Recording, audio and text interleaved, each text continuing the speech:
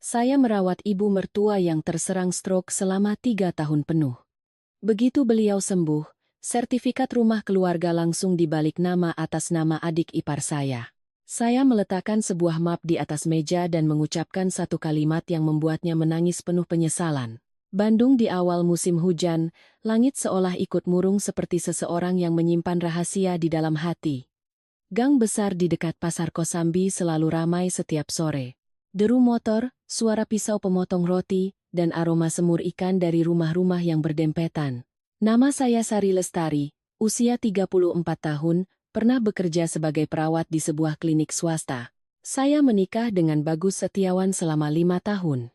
Dan tinggal bersama ibu mertua, Ibu Ratih Widjojo, di rumah kecil di pinggir jalan milik keluarganya. Orang luar sering bilang saya beruntung. Suami baik, rumah di kota. Tapi mereka yang melihat dari luar gerbang hanya melihat lampu yang menyala, tidak melihat orang di dalam rumah menelan ludah getir di setiap suapan nasi. Rumah itu tidak luas. Bagian depannya dulu pernah disewakan untuk warung kelontong, sekarang hanya tumpukan kardus mie instan, karung beras, dan etalase kaca tua. Di bagian belakang ada ruang keluarga, dapur, dan sebuah sudut untuk memajang foto almarhum ayah mertua, Bapak Haryo Widjojo. Setiap pagi saya selalu menyematkan sekuntum bunga segar di dekat fotonya, mengingatkan diri sendiri bahwa di rumah suami, saya harus tahu diri. Setelah Bapak Haryo meninggal, sertifikat rumah diatasnamakan Ibu Ratih. Mas Bagus dan adiknya, Dimas Adiputra, sama-sama setuju, keluarga sudah sepakat, rumah itu atas nama ibu agar tidak ada masalah, dan jika nanti ada urusan besar, kedua anak laki-lakinya harus berdiskusi, tidak ada yang boleh menjual atau menggadaikannya secara sepihak. Tapi janji yang tidak tertulis di atas kertas hanya akan hidup selama nurani si pengucap masih mengingatnya. Ibu Ratih adalah pribadi yang keras, gengsinya tinggi, dan sangat jelas lebih menyayangi anak bungsunya. Beliau sering memuji Dimas sebagai anak yang cerdas dan gesit, yang kelak akan mengurus keluarga. Sementara Mas Bagus, sebagai anak sulung, sifatnya terlalu baik dan pendiam. Seharian bekerja di proyek, pulang ke rumah hanya ingin tenang. Setiap kali ibu menyindir saya, Mas Bagus hanya akan berbisik, "Ibu sudah tua, Dek. Jangan dimasukkan ke hati." Awalnya saya pikir itu cara ia menenangkan saya, belakangan saya baru sadar. Kalimat itu jika diulang-ulang akan menjadi tali yang membungkam mulut orang yang menanggung beban. Mas Bagus menyayangi saya, tapi sayangnya seperti jas hujan tipis. Bertemu badai besar, robek entah kapan. Ia takut ibunya sedih, takut adiknya kehilangan muka, takut gunjingan kerabat. Sementara saya takut suasana rumah menjadi tidak enak, jadi saya terus-menerus menekan perasaan saya sendiri. Dimas Adiputra 4 tahun lebih muda dari Mas Bagus, ia membuka toko bahan bangunan di kecamatan sebelah. Dimas pandai bicara, selalu tersenyum pada siapapun. Istrinya, Vina Anggraini, seorang penjual online yang penampilannya selalu rapi. Vina memanggil saya Mbak Sari dengan sangat manis. Setiap kali datang ke rumah, ia akan membawa sekotak kue, sekantong buah, lalu memeluk ibu mertua untuk difoto dan diunggah ke media sosial. Orang-orang memujinya sebagai menantu bungsu yang berbakti. Saya tidak cemburu, hanya merasa aneh. Ada orang-orang yang menunjukkan kasih sayangnya harus selalu mencari sudut kamera yang pas. Saya menjadi menantu tanpa bekal lidah yang lihai. Pagi berangkat kerja, sore mampir ke pasar membeli sayur dan ikan, malam memasak, mencuci, dan menyiapkan obat rematik untuk ibu. Setiap malam Jumat, saya membersihkan foto Bapak Haryo, mengganti bunga, dan memasak bubur sumsum untuk didoakan. Saat Lebaran, saya yang memasak opor dan membereskan rumah. Saya pikir, jika saya hidup baik-baik, lama-kelamaan orang akan mengerti. Ternyata, orang yang bekerja nyata jarang terlihat, sementara orang yang pandai bicara didengar oleh seluruh kampung. Ibu Ratih punya satu kalimat andalan. Beliau tidak pernah membentak atau menunjuk wajah saya, tapi kalimat itu selalu dijatuhkannya di meja makan, ringan seperti sehelai daun, namun membuat hati saya terasa berat. Sebaik-baiknya menantu tetaplah orang luar, darah daging tetaplah yang utama. Pertama kali mendengarnya, Saya hanya tersenyum getir sambil mengambilkan sepotong ikan untuknya. Kedua kalinya, saya diam. Ketiga kalinya, saya menoleh pada Mas Bagus. Ia hanya menunduk menyiram kuah ke nasinya, seolah kalimat itu hanyalah suara sendok yang beradu dengan piring, terdengar lalu hilang. Suatu hari, Bu Dewati, tetangga kami, melihat saya sedang mengepel lantai sambil menjaga panci sayur asam. Beliau menarik tangan saya dan berbisik, "Nuk, pohon yang lurus memang tidak takut tumbang, tapi kalau kena angin jahat, harus tahu cara mengikat diri ke tiang." Saya tersenyum, menganggap Bude terlalu khawatir. Saat itu saya masih percaya, selama saya tidak berebut atau merasa lebih baik dari orang lain, tidak akan ada yang bisa menyakiti saya. Saya salah besar. Ibu Ratih menimbang antara darah daging. Dimas menimbang keuntungan. Vina menimbang citra baik. Mas Bagus menimbang ketenangan. Dan saya, dengan bodohnya, menimbang perasaan dan bakti. Saya terus berpikir, mengalah satu kalimat akan membuat rumah lebih tenang, mengalah sedikit lagi akan membuat suami saya tidak serba salah. Tapi jika terlalu lama mengalah, orang tidak lagi menganggapnya sebagai pengorbanan. Mereka akan menganggapnya sebagai kewajiban. Dan di hari hujan di awal musim itu, ketika ibu mertua saya ambruk di teras rumah, saya baru mengerti bahwa saya akan memasuki sebuah babak kehidupan yang jika saya ingat kembali, punggung saya masih akan terasa dingin. Pagi itu adalah pagi di bulan Juli. Gerimis turun rintik-rintik sejak sebelum fajar. Hujan di Bandung memang aneh, tidak bergemuruh seperti badai, hanya turun terus-menerus, membuat lantai teras selalu basah. Saya bangun pukul 05.30, memasak nasi, menghangatkan semur ikan sisa kemarin, lalu menyeduh segelas air hangat untuk ibu meminum obat rematiknya. Ibu Ratih punya kebiasaan pergi ke pasar pagi-pagi sekali. Berkali-kali saya bilang, biar saya saja yang ke pasar sepulang kerja, karena jalanan licin saat hujan. Beliau mengenakan jas hujan tipisnya sambil mengibaskan tangan, di rumah terus malah bikin kaki tambah lemah. "Ibu masih bisa jalan, tidak usah ada yang khawatir." Beliau berkata begitu, saya tidak membantah. Orang tua terkadang tidak takut lelah, mereka hanya takut dianggap tidak berguna. Saya mengerti, jadi saya hanya berpesan lagi, "Ibu jalan pelan-pelan, jangan bawa yang berat-berat. Kalau ada apa-apa, telepon saya." Beliau tidak menjawab, hanya mengambil keranjang belanja plastik berwarna hijau dan berjalan keluar gang. Saya berdiri di dapur melihatnya pergi, tiba-tiba hati saya merasa tidak enak, tapi kemudian telepon berdering, klinik memberitahu ada pasien yang datang lebih awal. Saya pun kembali masuk, menyiapkan seragam, buku catatan, dan masker. Sekitar pukul 06.40.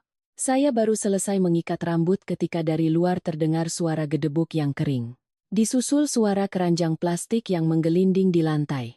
Beberapa buah tomat berhamburan, seikat kangkung meluncur ke pinggir selokan. Saya berlari keluar, masih mengenakan sandal rumah. Ibu Ratih terbaring miring di anak tangga teras, salah satu tangannya kaku, mulutnya miring ke satu sisi.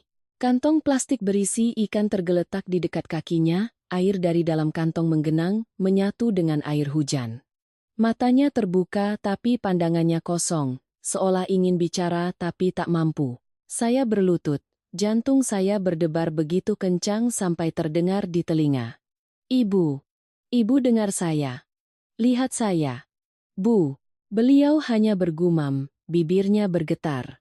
Saya menopang kepalanya, memeriksa wajah, lengan, dan kemampuan bicaranya dengan cepat. Gejalanya terlalu jelas, mulut miring, separuh badan lemah, bicara pelo. Semua yang pernah saya pelajari dan lihat di klinik kini terjadi di depan mata saya, pada ibu mertua saya. Saya mengambil ponsel, menelepon ambulans dengan suara gemetar. "Halo, di rumah saya ada yang diduga terkena stroke." Wanita, 66 tahun, separuh badannya lumpuh, bicaranya sulit. Alamatnya di gang dekat Pasar Kosambi, Bandung.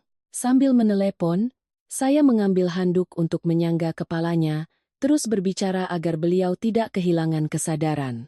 "Ibu yang kuat ya. Dengar saya. Saya di sini, Bu. Jangan tidur ya, Bu." Saya menelepon Mas Bagus.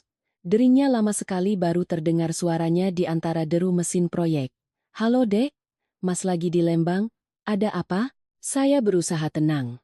Ibu jatuh, sepertinya stroke. Aku sudah panggil ambulans. Mas langsung ke rumah sakit ya. Di seberang sana hening selama beberapa detik, lalu suaranya panik. Ya Allah, kamu bawa ibu dulu. Mas langsung ke sana. Saya menelepon Dimas. 1 kali, 2 kali, 3 kali. Tidak diangkat. Saya mengirim pesan. Ibu kena stroke, sedang dibawa ke UGD. Pesan itu hanya menunjukkan status terkirim. Saya menelepon Vina. Vina mengangkat cukup cepat, tapi di belakangnya terdengar suara anak kecil. Mbak Sari? Kenapa Mbak? Aku lagi antar Bima sekolah. Ibu jatuh. Sepertinya stroke, sedang menunggu ambulans. Tolong hubungi Dimas suruh ke rumah sakit sekarang juga. Vina terdengar panik sejenak. Ya ampun. Tapi sekarang aku lagi di jalan. Anakku belum masuk kelas. Mbak tolong urus ibu dulu ya. Nanti aku telepon Mas Dimas. Kalimat Mbak tolong urus ibu dulu terdengar begitu ringan. Tapi saat itu saya tidak punya tenaga untuk merasa sedih. Saya berlari ke dalam rumah, mengambil KTP ibu, buku rekam medis, beberapa obat yang biasa beliau minum, dompet saya, dan sebuah selimut tebal. Hujan mulai turun lebih deras. Budewati dari seberang gang mendengar keributan dan berlari menghampiri, rambutnya masih tergulung rol. Ya ampun, Bu Ratih kenapa Nduk? Tolong, Bude. Lihatkan apa ambulansnya sudah datang. Ibu saya kena stroke. Wajah Budewati pucat pasi, tapi ia dengan sigap menarik sebuah kursi plastik ke depan halaman agar mobil ambulans mudah melihat rumah kami. Mulutnya bergumam, "Astagfirullah, pagi-pagi begini." Ketika mobil tiba, saya ikut naik bersama ibu. Tangannya dingin dan basah, saya menggenggamnya erat. Padahal entah sudah berapa kali tangan itu menepis saya dengan kalimat-kalimat dingin. Aneh sekali. Saat seseorang berada di antara hidup dan mati, semua dendam dan sakit hati tiba-tiba terasa begitu kecil. Di kepala saya hanya ada satu pikiran. Saya harus menyelamatkannya. Sampai di rumah sakit, perawat mendorong ibu ke ruang UGD. Saya mengisi data, menandatangani surat-surat, dan membayar uang muka. Petugas bertanya, "Ibu anak kandung pasien?" Saya terdiam sejenak, lalu menjawab, "Bukan, saya menantunya." Kata menantu saat itu terdengar begitu dekat sekaligus jauh. Dekat karena sayalah yang berdiri di sana, jauh karena di atas kertas, saya tetaplah orang luar. Dokter memberikan surat persetujuan tindakan medis, menjelaskan dengan cepat risiko, penanganan, dan golden hour. Tangan saya gemetar saat memegang pena. Saya gemetar bukan karena takut tanggung jawab, saya gemetar karena tahu, jika terlambat sedikit saja, Ibu Ratih mungkin tidak akan pernah bisa berjalan lagi. Saya menandatangani nama Sari Lestari, tulisan tangan saya begitu kacau sampai tidak terlihat seperti tulisan saya sehari-hari. Hampir 1 jam kemudian, Mas Bagus tiba di rumah sakit, kemejanya penuh lumpur kering, wajahnya pucat pasi. "Ibu bagaimana, Dek?" Dokter sedang menanganinya. Aku sudah tanda tangan surat persetujuannya. Ia menggenggam tanganku, tangannya dingin sekali. "Untung ada kamu, Dek. Untung kamu ada di rumah." Aku menatapnya, tidak tahu harus mengangguk atau menangis. Dimas datang lebih lambat. Ia mengenakan kemeja yang licin, rambutnya masih tertata rapi dengan gel, dan tubuhnya beraroma parfum. Vina berjalan di belakangnya, membawa tas tangan. Wajahnya menunjukkan kekhawatiran yang cukup untuk dilihat semua orang. Dimas bertanya, "Ibu tidak apa-apa kan, Mbak?" Sebelum saya sempat menjawab, mata Dimas sudah melirik ke kwitansi uang muka di tangan saya. "Biayanya besar ya, Mbak." Saya menatap adik ipar saya. Entah kenapa pada saat itu, bau disinfektan di rumah sakit justru membuat saya lebih sadar daripada suara guntur di luar sana. Ada musibah yang tidak hanya membawa orang sakit ke UGD, tetapi juga menyeret hati manusia ke bawah terang lampu. Dokter memanggil keluarga ke ruang konsultasi menjelang siang. Saya bahkan belum sempat makan, hanya menenggak setengah botol air mineral dari mesin penjual otomatis. Mas Bagus berdiri di samping saya, kedua tangannya saling meremas. Dimas dan Vina duduk di seberang, sesekali melirik ponsel. Dokter mengatakan Ibu Ratih sudah melewati masa kritis, tapi gejala sisanya tidak ringan. Salah satu sisi tangan dan kakinya lemah, bicaranya pelo, dan kemampuan menelannya menurun. Jika ingin pulih, harus minum obat tepat waktu, pola makan diatur, dan rutin melakukan fisioterapi. Jika diabaikan sebentar saja, kemampuan berjalan dan bicaranya akan menurun drastis. Saya mendengar setiap kata sambil secara otomatis menyusun jadwal di kepala. Pagi mengukur tekanan darah, siang memberikan obat, sore melatih tangan dan kaki, malam memantau cara menelannya. Profesi sebagai perawat membuat saya terbiasa melihat penyakit sebagai sebuah prosedur. Tapi ketika pasiennya adalah ibu mertua sendiri, semuanya tidak lagi sesederhana itu. Terasa lebih berat karena di belakangnya ada urusan biaya, uang, ikatan keluarga, dan tatapan penuh harap. Keluar ke koridor, Mas Bagus duduk terkulai di kursi plastik. Ia mengusap wajahnya. Sekarang kita butuh seseorang di rumah untuk merawat ibu terus-menerus. Dimas mengangguk sangat cepat. Betul, Mas. Ibu kan tulang punggung keluarga. Kita harus merawat ibu sebaik-baiknya. Kalimat itu terdengar sangat indah. Saking indahnya, jika ditulis di media sosial mungkin akan mendapat ratusan like. Tapi sesaat kemudian, ketika membahas siapa yang akan merawat dan kapan, keindahan itu mulai rontok di lantai rumah sakit. Mas Bagus menoleh pada Dimas. Toko kamu kan dekat rumah, Dim. Bisa tolong jaga ibu di sore hari? Dimas menghela napas, wajahnya masam seperti baru menelan belimbing wulu. Mas kan tahu sendiri. Akhir-akhir ini banyak proyek pesan barang. Kalau aku tinggal toko, tukang datang tidak ada material, bisa kehilangan pelanggan. Ini toko bahan bangunan, Mas, bukan jualan sayur di pasar, yang bisa ditinggal begitu saja. Vina buru-buru menyambung, suaranya lembut tapi menutup semua celah. Mas dan Mbak, mohon pengertiannya. Bima kan masih kecil. Pagi saya antar sekolah, sore jemput, malam masih harus urus pesanan online. Rumah kami juga di kecamatan sebelah, bolak-balik tidak praktis. Bukannya tidak sayang ibu, tapi tenaganya tidak ada. Saya menunduk melihat sandal saya yang berlumpur kering. Tiba-tiba saya ingin tertawa, tapi tidak bisa. Orang-orang ini sangat menyayangi ibu, hanya saja waktu sayang mereka tidak pas dengan jadwal kosong mereka. Mas Bagus terdiam sejenak lalu berkata, kalau Mas harus tetap kerja. Proyek sedang tahap pengecoran, kalau sering libur bisa diganti orang. Biaya obat nanti pasti tidak sedikit. Selesai berkata, ia menatap saya. Dimas menatap saya. Vina juga menatap saya. Tiga pasang mata itu tidak secara langsung memaksa, tapi juga tidak memberiku jalan keluar. Karena saya pernah menjadi perawat, karena saya tinggal serumah, karena saya menantu sulung, dan mungkin karena saya sudah terbiasa mengalah, semua orang berpikir saya akan mengangguk. Saya bertanya pelan, jadi, maksud kalian saya berhenti kerja untuk merawat ibu di rumah? Mas Bagus menggenggam tanganku. Mas tahu ini berat untukmu. Tapi kamu punya ilmunya, dan ibu juga sudah terbiasa denganmu. Bagaimana kalau kamu ambil cuti 3 bulan dulu? Setelah fase awal ini lewat, kita pikirkan lagi. Dimas langsung mengangguk. Betul itu Mbak, 3 bulan saja. Biayanya nanti Mbak catat saja, akhir bulan aku bantu. Ibu kan ibu kita juga, tidak mungkin kami biarkan Mbak menanggung sendirian. Vina menimpali, matanya berbinar. Kalau Mbak Sari yang merawat, aku paling tenang. Kalau sewa orang luar, takutnya tidak tulus, kasihan ibu. Kalimat itu adalah pujian sekaligus dorongan. Sangat lihai, sampai-sampai jika saya menolak, sayalah yang akan terlihat tidak tulus. Saya menatap melalui kaca ruang perawatan.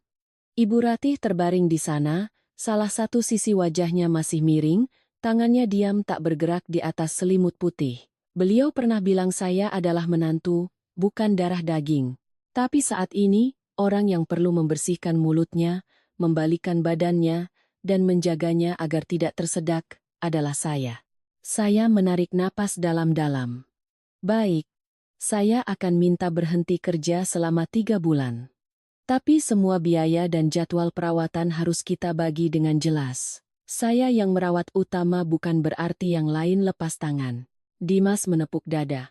Mbak tenang saja. Aku kalau sudah janji pasti ditepati. Kita kan keluarga. Masa hitung-hitungan. Kalau Bude Wati ada di sini, mungkin beliau akan bilang, bicara itu lebih mudah daripada makan gulali. Tapi saat itu, saya masih punya keyakinan, saya percaya orang bisa saja sibuk atau sulit, tapi ikatan darah tidak akan sekejam itu. Sore itu saya menelepon kepala klinik untuk meminta izin berhenti. Beliau terdiam cukup lama lalu berkata, "Sari, saya mengerti masalah keluargamu, tapi 3 bulan itu waktu yang lama. Kamu sudah pikirkan baik-baik?" Saya menatap Ibu Ratih yang sedang tidur, selang infus menetes perlahan ke tangannya. "Sudah, Bu. Saya sudah memikirkannya. Ibu mertua saya butuh dirawat." Selesai mengucapkan kalimat itu, tenggorokan saya tercekat. Bukan karena saya merasa mulia. Saya hanya berpikir, dalam hidup ini terkadang kita harus memilih melakukan apa yang seharusnya dilakukan, meskipun itu merugikan kita. Malam pertama di rumah sakit, Mas Bagus menemani saya sampai pukul 10 malam, lalu ia harus pulang mengambil pakaian. Dimas bilang masih ada urusan di toko, Vina bilang anaknya menangis di rumah. Pada akhirnya, yang duduk di samping tempat tidur pasien tetaplah saya. Ibu Ratih sempat sadar sejenak. Matanya yang keruh menatap saya, bibirnya bergerak-gerak tapi tidak ada suara yang keluar. Saya mengambil kapas basah, membersihkan bibirnya, dan berkata lembut, "Ibu jangan khawatir, ada saya di sini." Setetes air mengalir dari sudut matanya. Saya tidak tahu apakah itu air mata terima kasih, ketakutan, atau hanya karena otot wajahnya belum bisa dikendalikan. Tapi saya tetap menyekanya dengan handuk, seolah sedang menyeka hati saya sendiri yang rapuh. 3 bulan. Saat itu saya pikir hanya 3 bulan. Saya tidak tahu 3 bulan itu akan menjadi hampir 3 tahun. Menyeret serta masa muda saya, pekerjaan saya, uang saya, dan sebagian kepercayaan saya pada 2 kata, keluarga. Hari Ibu Ratih keluar dari rumah sakit, cuaca cerah setelah beberapa hari hujan lebat. Mas Bagus menyewa mobil untuk membawa ibu, sementara saya pulang lebih dulu dengan motor untuk membereskan kamar. Tempat tidur medis diletakkan di dekat jendela belakang dapur, tempat di mana pagi hari ada sedikit angin masuk, dan sore hari terdengar jelas suara anak-anak di gang bermain.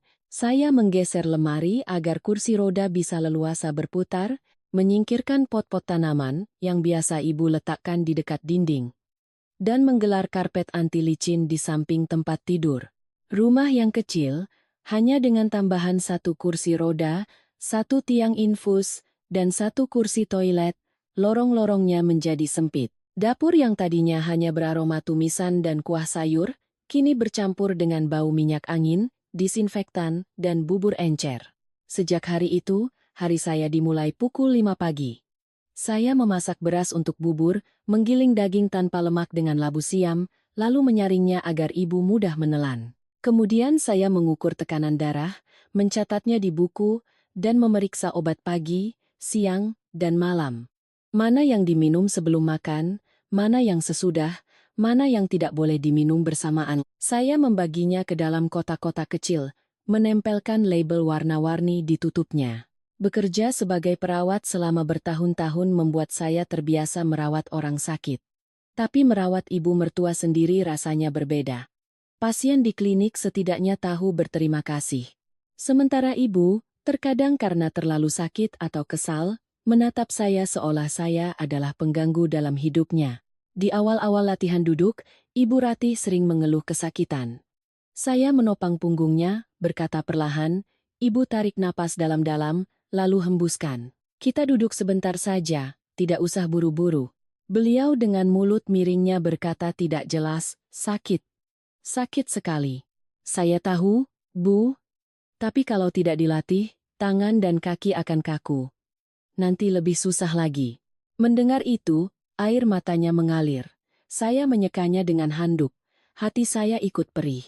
Orang yang dulu terbiasa menawar harga sayuran di pasar, memarahi anak cucunya sampai seisi rumah diam, Kini untuk membalikkan badan saja harus dibantu menantunya. Usia tua memang memukul tanpa ampun. Ia tidak bertanya siapa yang dulu paling lantang bicaranya, siapa yang paling angkuh. Suatu hari saya memapahnya latihan berjalan di koridor. Beliau baru melangkah 2 kali ketika kakinya lemas dan hampir jatuh. Saya sigap menangkapnya, kami berdua terhuyung menabrak dinding. Lengan saya terbentur ujung meja, sakit sekali, tapi saya tetap memeluknya erat. Beliau panik, matanya terbelalak. Saya yang terengah-engah masih mencoba tersenyum. Tidak apa-apa, Bu. Kita berdua ini sedang latihan adegan laga, agak berlebihan sedikit. Beliau menatap saya, sudut bibirnya yang miring seolah ingin tersenyum. Tapi kemudian beliau membuang muka. Mungkin beliau tidak terbiasa menerima kelembutan dari orang yang pernah dianggapnya hanya sebagai menantu. Di hari-hari pertama, Mas Bagus masih membantu saya di malam hari. Ia mengganti air minum, mengangkat ibu untuk duduk, kadang memijat tangannya selama 15 menit sebelum akhirnya tertidur di kursi. Saya kasihan padanya karena seharian ia bekerja di bawah terik matahari. Tapi kasihan bukan berarti saya tidak merasa sedih. Malam hari saat ibu gelisah, yang terbangun tetaplah saya.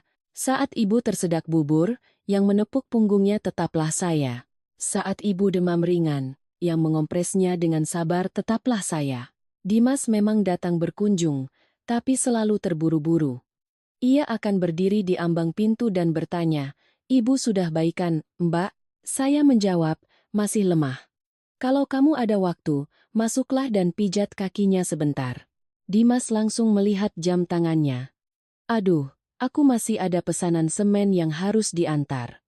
Besok deh, aku kesini lebih lama." Besoknya Dimas seperti belut di pasar, licin dan tidak pernah bisa ditangkap. Vina berbeda. Ia datang membawa sekotak susu, sekotak sarang burung walet, dengan wajah penuh simpati. Vina akan duduk di samping tempat tidur, menggenggam tangan ibu dan berkata manis, "Ibu cepat sehat ya. Aku sama Mas Dimas sayang sekali sama ibu." Selesai berkata, Vina akan mengambil ponselnya dan memotret. Saat ia pulang, saya melihat status di WhatsApp-nya muncul. Hanya berharap ibu lekas sembuh. Anak-anakmu sedih melihat ibu sakit. Di bawahnya, kerabat memberikan emoji hati bertubi-tubi.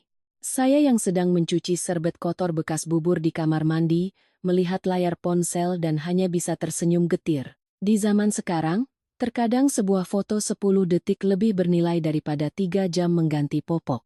Ibu Ratih tidak selalu kooperatif. Suatu siang saya memasak bubur ikan gabus dengan daun katuk, rasanya sangat hambar sesuai anjuran dokter.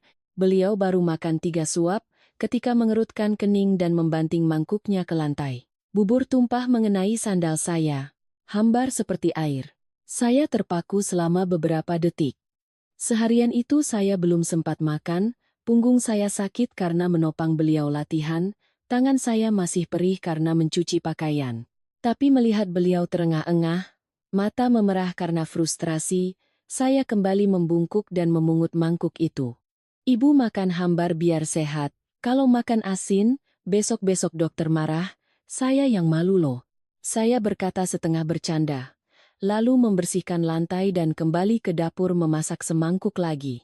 Saat saya membawanya keluar, beliau tidak menatap saya, tapi kali ini beliau mau membuka mulut. Setiap suapan bubur masuk dengan perlahan, seperti menarik sehelai benang melalui lubang jarum yang kecil. Malam yang paling berat adalah saat ibu demam. Mas Bagus sedang di luar kota, Dimas ditelepon tidak mengangkat. Saya sendirian mengganti pakaian ibu, mengumpulkan dokumen, meminta Bu Dewati untuk menjaga rumah, lalu memesan taksi online untuk membawa ibu ke rumah sakit. Bu Dewati berdiri di teras, memegang jas hujan dan berpesan, "Sari, kalau ada apa-apa telepon Bude ya." "Nduk." Saya mengangguk, mata saya perih. Tetangga saja ikut khawatir, sementara keluarga kandungnya mungkin sedang sibuk tidur, sibuk berbisnis, sibuk dengan segala hal di dunia ini. Menjelang pagi, demam ibu turun. Saya duduk terkulai di kursi plastik di koridor, mendengar suara sandal dokter berlalu lalang, mendengar pengeras suara memanggil nama-nama pasien. Ibu terbangun dan melihat saya. Bibirnya bergerak-gerak. Saya kira beliau memanggil nama putranya, tapi beliau hanya menatap saya sangat lama, lalu memejamkan mata. Saya tidak tahu ada berapa banyak rasa terima kasih atau utang budi dalam tatapan itu. Saya hanya tahu, sejak ibu pulang ke rumah, dunia saya menyempit seukuran panjang tempat tidur medis. Orang bilang, memberi saat lapar lebih berharga daripada memberi saat kenyang. Tapi bagi saya, sebuah tangan yang menopang saat kita tidak bisa duduk sendiri, terkadang lebih berharga daripada hidangan mewah di saat kita sehat. Sayangnya, pekerjaan yang diulang setiap hari sangat mudah dianggap sebagai hal yang biasa. Dan ketika pengorbanan dianggap sebagai kewajiban, orang yang berkorban adalah yang pertama kali dilupakan namanya di dalam rumah yang sedang ia topang. Setelah insiden Ibu Ratih demam dan harus dibawa ke rumah sakit tengah malam, saya mulai paling takut pada dua kata, lupa. Lupa satu butir obat, lupa satu jadwal kontrol, lupa sudah berapa suap bubur yang ibu makan. Bagi pasien pasca stroke, lupa bisa dibayar dengan separuh sisa hidup. Keesokan paginya, dalam perjalanan pulang dari rumah sakit, saya mampir ke toko alat tulis di dekat pasar. Saya membeli sebuah buku catatan bersampul coklat. Jenis buku tulis siswa biasa, kertasnya tidak tebal, punggungnya dilem agak miring. Penjualnya bertanya, "Mbak beli untuk anaknya sekolah ya?" Saya tersenyum. "Bukan, Mbak. Saya beli untuk ibu mertua saya, untuk belajar hidup lagi. Sedikit demi sedikit." Terdengar aneh. Tapi saat itu saya benar-benar berpikir begitu. Ibu harus belajar lagi cara duduk, cara menelan, cara melangkah, cara memegang sendok. Dan saya harus belajar untuk lebih sabar dari yang pernah saya bayangkan. Di halaman pertama, saya menulis dengan jelas. Buku catatan kesehatan Ibu Ratih. Di bawahnya ada tanggal keluar rumah sakit, nama obat, dan dosisnya. Saya membaginya menjadi beberapa kolom, jam ukur tekanan darah, jam makan, jam minum obat, kondisi tangan dan kaki, jumlah sesi fisioterapi. Setiap pagi sebelum memasak bubur, saya membuka buku itu seperti membuka sebuah peta. Dengan peta, kita tidak akan tersesat. Merawat orang sakit juga begitu, kalau hanya mengandalkan ingatan pasti akan kacau. Ibu Ratih awalnya tidak suka. "Untuk apa kamu catat-catat begitu? Saya ini bukan murid sekolah yang kamu nilai." Saya menutup pulpen, berkata lembut. "Saya catat supaya nanti kalau dokter tanya, saya bisa jawab dengan benar, Bu. Kalau saya hanya mengandalkan ingatan, kepala saya ini bisa jadi saringan yang bolong-bolong." Beliau membuang muka ke jendela, tidak menjawab. Tapi sejak hari itu, setiap kali saya mengukur tekanan darahnya, beliau tidak lagi menarik tangannya. Tidak lama kemudian, buku catatan itu tidak hanya berisi catatan obat. Saya mulai mencatat biaya ambulans, biaya konsultasi dokter, biaya obat, biaya popok dewasa, biaya susu nutrisi, biaya tisu basah, biaya kasa, biaya minyak urut. Saya juga mencatat biaya sewa fisioterapis yang datang ke rumah 2 kali seminggu. Setiap pengeluaran disertai tanggal dan struk yang saya jepit dalam sebuah kantong plastik di laci meja. Mas Bagus melihat saya mencatat dan menghela napas. "Kamu teliti sekali, Dek." Saya menatapnya. "Harus teliti, Mas. Uang kita bukan daun. Lagi pula, nanti biar adik-adikmu tahu untuk dibagi rata." Ia mengangguk, tapi sorot matanya tampak lelah. "Gaji proyeknya tidak menentu. Jika proyek terlambat membayar, keuangan kami langsung goyah. Saya sudah lama berhenti bekerja, klinik sudah merekrut orang lain. Dari seseorang yang punya gaji tetap setiap bulan, saya berubah menjadi orang yang pagi dan malamnya hanya berputar di antara bubur, obat dan helaan napas. Rumah pun harus direnovasi. Kamar mandi lama licin dan lantainya tidak rata. Pernah sekali Ibu Ratih baru berdiri sudah nyaris terpeleset. Saya panik sampai berkeringat dingin. Saya berdiskusi dengan Mas Bagus untuk memasang pegangan dinding, menempel stiker anti licin, dan meratakan lantai agar kursi roda bisa masuk. Tukang bekerja selama 2 hari. Suara bor dan palu terdengar sampai ke seluruh gang. Bude Wati mengintip dari luar dan berkata, "Betul itu, Nduk. Orang tua kalau jatuh sekali saja, isi rumah yang repot." Mencegah lebih baik daripada mengobat. Saya tersenyum. Memberinya segelas air dingin, tapi dalam hati saya menghitung biaya. Hanya untuk renovasi kamar mandi, pegangan, dan karpet anti licin saja sudah habis lebih dari 10 juta rupiah. Belum lagi tempat tidur medis, alat pengukur tekanan darah baru, dan kursi toilet. Masing-masing barang dibeli dengan alasan yang kuat, tapi jika dijumlahkan menjadi sebuah utang di pundak kami. Saya mengirim pesan pada Dimas berisi rincian biaya bulan itu. Dimas menjawab sangat cepat. Mbak catat saja dulu, akhir bulan aku bantu transfer. Ibu kan ibu kami juga. Tidak mungkin kami biarkan Mas dan Mbak menanggung semuanya. Membaca pesan itu, hati saya sedikit lega. Setidaknya adik ipar saya masih tahu berkata begitu. Akhir bulan saya mengingatkannya. Dimas bilang klien proyek belum membayar, minta tunda beberapa hari. Beberapa hari menjadi beberapa minggu. Bulan berikutnya, Dimas bilang ada stok semen yang modalnya tertahan, sedang diusahakan. Bulan berikutnya lagi, ia mentransfer 1 juta rupiah disertai kalimat, "Aku kirim dulu sekadarnya ya, Mbak. Nanti kalau ada lebih, aku tambahi." Saya melihat nominal di rekening dan tidak tahu harus sedih atau tertawa. 1 juta rupiah bahkan tidak cukup untuk biaya obat ibu selama 2 minggu. Tapi jika saya protes, saya akan dicap sebagai kakak ipar yang perhitungan. Vina mampir pada suatu minggu sore, membawa sekotak kecil sarang burung walet dan sekantong buah pir. Begitu masuk, ia langsung berkata dengan suara keras agar ibu mendengar, "Vina belikan sarang burung walet untuk ibu, biar cepat sehat. Kami sayang sekali sama ibu, tapi sibuk sekali jadi tidak bisa sering-sering ke sini." Saya sedang mengganti spray tempat tidur ibu, keringat menetes di pelipis. Vina duduk, merapikan rambutnya, lalu mengangkat ponsel untuk berfoto bersama ibu. Malam itu saya melihat ia mengunggah foto tersebut. Kesehatan ibu adalah rezeki terbesar bagi anak cucunya. Kerabat berkomentar ramai. Menantu bungsu perhatian sekali. Bu Ratih beruntung. Saya tidak memberikan like, tidak juga berkomentar. Saya hanya membuka buku catatan bersampul coklat dan menambahkan catatan, Vina datang membawa 1 kotak sarang burung walet, 1 kantong pir. Tidak tinggal lama untuk merawat. Ada yang mungkin akan bilang saya picik, tapi saya mencatat bukan untuk mendendam. Saya mencatat karena ingatan manusia itu aneh. Saat butuh orang untuk merawat, semua ingat untuk menelepon saya. Tapi saat menghitung jasa dan pengorbanan, mereka lupa dengan sangat cepat. Suatu hari, Ibu Ratih melihat saya menjepit struk ke dalam buku. Beliau mengerutkan kening. "Kamu catat serinci itu. Besok-besok mau kamu pakai untuk menagih?" Tangan saya berhenti. Saya menatapnya, tenggorokan saya tercekat, tapi saya tetap berkata pelan. "Saya catat agar obat tidak salah, uang tidak tercampur.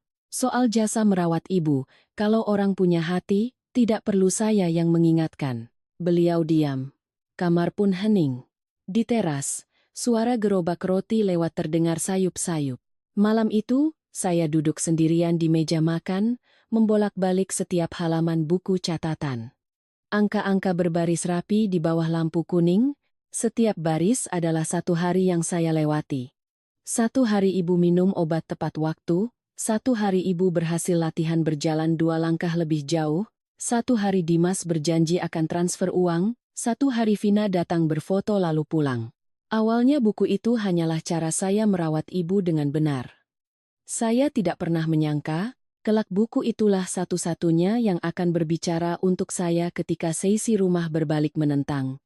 Ketika ucapan seorang menantu dianggap lebih ringan daripada sebuah foto di media sosial. Setelah lebaran tahun itu, hujan mulai jarang, panas matahari Bandung mulai menyengat seperti menuangkan api ke atap seng.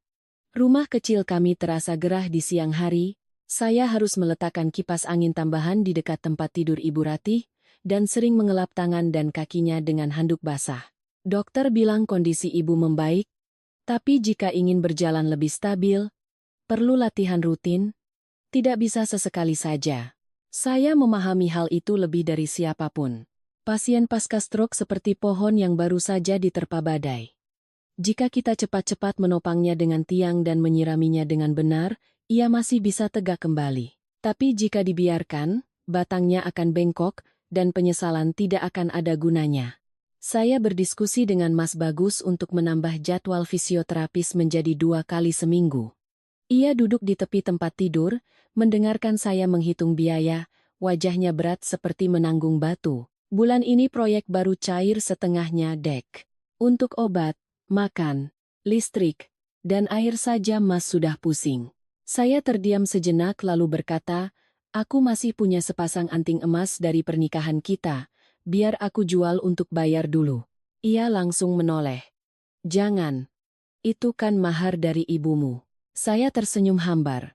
Mahar itu untuk apa, Mas? Untuk dipakai saat keluarga membutuhkan, bukan disimpan di kotak supaya terlihat cantik. Ibu terbaring begini, kecantikan untuk siapa? Ia menunduk.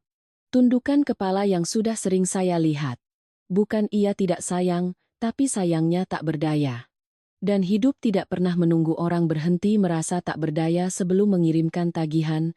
Sore berikutnya, saya mengeluarkan anting emas itu dari kotak beludru merahnya. Anting emas kecil, tidak terlalu berat, tapi itu adalah hadiah dari ibu kandung saya di hari pernikahan. Hari itu, ibu saya berpesan, nanti di rumah orang, kalau harus mengalah, mengalahlah demi keharmonisan. Tapi jangan sampai orang merendahkanmu. Waktu itu saya tersenyum, menganggap ibu terlalu khawatir. Sekarang, memegang anting ini di tangan, saya baru sadar, nasihat orang tua terkadang sudah mendahului kita di beberapa tikungan hidup. Toko emas di dekat pasar menawarnya seharga 12 juta rupiah. Petugas menghitung uang, sementara saya menatap kedua telinga saya yang kini kosong di cermin kecil di atas etalase. Tiba-tiba saya merasa lebih ringan, tapi bukan ringan hati. Rasanya seperti baru saja melepaskan sebagian dari kenangan. Malam itu, Mas Bagus tahu saya benar-benar menjualnya. Ia duduk terdiam sangat lama. Ia berbisik, nanti Mas ganti ya dek, saya tidak menyalahkannya, tapi kata nanti terdengar begitu jauh. Jauh seperti bus yang kita tunggu di tengah hujan tanpa tahu apakah akan datang atau tidak. Ibu Ratih terlihat lebih sehat setelah beberapa minggu latihan tambahan. Beliau sudah bisa berpegangan pada tepi tempat tidur dan duduk sendiri. Bicaranya lebih jelas meskipun masih sedikit pelo. Suatu hari saat saya membersihkan badannya, beliau melihat telinga saya dan bertanya, antingmu mana? Saya menjawab ringan. Saya jual, Bu. Uangnya untuk bayar fisioterapis ibu. Tangannya berhenti di atas selimut, matanya sedikit memerah. Saya kira beliau akan mengatakan sesuatu, meskipun hanya oh, tapi beliau hanya membuang muka. Saya tidak langsung merasa sedih. Pasien pasca stroke terkadang emosinya terpendam, ingin bicara pun sulit. Saya mencoba menghibur diri seperti itu. Sore berikutnya, Vina mampir. Ia mengenakan gaun berwarna krem, membawa sekantong buah pir Korea. Begitu masuk, mulutnya langsung manis. Ibu. Vina datang jenguk, wah. Ibu sekarang kelihatannya lebih segar ya. Kelihatan sekali, Mbak Sari merawatnya dengan baik. Saya yang sedang menjemur handuk di halaman belakang, mendengarnya dan merasa sedikit senang. Tapi rasa senang itu tidak berlangsung lama. Vina menarik kursi, duduk di samping tempat tidur, dan merendahkan suaranya. Ia mengira saya di luar tidak akan mendengar, tapi rumah ini kecil, satu helaan napas saja bisa menembus dinding. Ibu. Sayang sama Mbak Sari ya sayang. Vina juga hormat sama Mbak Sari. Tapi ibu harus hati-hati juga ya. Orang yang merawat kita dengan susah payah, nanti kalau tiba-tiba menagih jasa, minta bagian ini itu, kita yang susah, Bu. Ibu Rati diam. Vina melanjutkan dengan suara semanis madu. Urusan rumah tetap harus dipegang sama darah daging. Mas Bagus itu orangnya baik, terlalu sayang istri. Apa kata Mbak Sari pasti didengarkan. Vina bukan bilang Mbak Sari jahat, tapi zaman sekarang kan ibu tahu sendiri. Tidak ada yang lebih pasti daripada anak kandung. Saya berdiri di balik tirai plastik, tangan masih memegang handuk basah. Tetesan air jatuh ke lantai. Dinginnya terasa sampai ke telapak kaki. Tak lama kemudian, Dimas juga datang. Ia baru duduk sebentar sudah berkata, Bu, surat-surat rumah disimpan yang benar ya. Kalau Mas Bagus sih aku tidak khawatir, tapi dia kan orangnya terlalu baik. Laki-laki kalau terlalu baik, kadang istrinya yang ambil keputusan. Jangan sampai nanti keluarga kita jadi repot. Saya masuk tepat pada saat itu. Dimas tersenyum santai. Loh, Mbak Sari, sudah selesai jemur? Saya menatap Dimas, lalu Vina. Keduanya masih memasang wajah baik-baik, seolah tadi hanya mengobrol soal cuaca. Sejak hari itu, Ibu Ratih berubah total. Beliau tidak lagi mengizinkan saya membuka lemari kayu di kamarnya. Setiap kali saya mengambil surat kontrol atau mencari obat lama, beliau selalu mengawasi. Suatu hari beliau bertanya, "Kamu lihat-lihat surat-surat saya untuk apa?" Saya tertegun. "Saya cari resep obat lama, Bu." Beliau mengerucutkan bibir. "Kalau soal obat, tanya saya. Jangan menggeledah sembarangan." Kata kamu terdengar ringan tapi tajam. Berbeda sekali dengan Sari sebelumnya. Berbeda sampai saya bisa mendengar dengan jelas sebuah pintu sedang ditutup di depan wajah saya. Malamnya saya ceritakan pada Mas Bagus. Ia menghela napas. "Mungkin ibu dengar omongan orang. Jangan dimasukkan ke hati, Dek. Orang sakit kan suasana hatinya gampang berubah." Saya bertanya, "Kalau orang terus-menerus bicara dan ibu terus-menerus percaya, apa Mas juga akan terus menyuruhku untuk tidak memasukkannya ke hati?"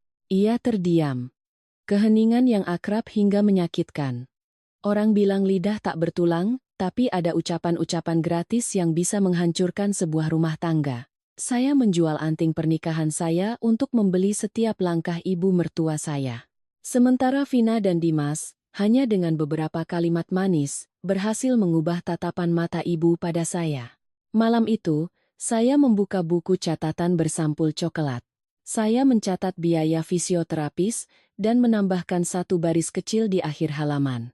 Menjual anting pernikahan, Rp12.000. Selesai menulis, saya duduk terdiam sangat lama. Di halaman, angin meniup daun-daun pisang, bunyinya gemerisik. Saya bertanya-tanya, di dalam rumah ini, apa yang sebenarnya berharga? Emas pernikahan, sertifikat rumah, atau hati manusia di saat kesulitan? Memasuki pertengahan tahun 2025, kondisi Ibu Ratih membaik secara signifikan. Beliau sudah bisa berjalan dari kamar ke teras dengan bantuan tongkat, dan bisa menyuap nasi sendiri meskipun tangannya masih gemetar. Suaranya belum bulat seperti dulu, tapi sudah cukup jelas untuk menyuruh saya mengambilkan jaket, mengingatkan Mas Bagus untuk membeli bunga, dan memarahi kucing tetangga yang sering melompat ke atap. Saya benar-benar senang.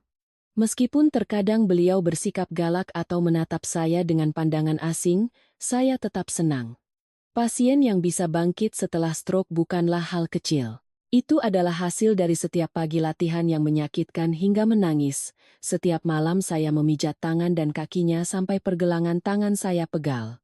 Hari itu Mas Bagus berkata, "Bagaimana kalau kita adakan selamatan kecil untuk merayakan kondisi ibu yang membaik?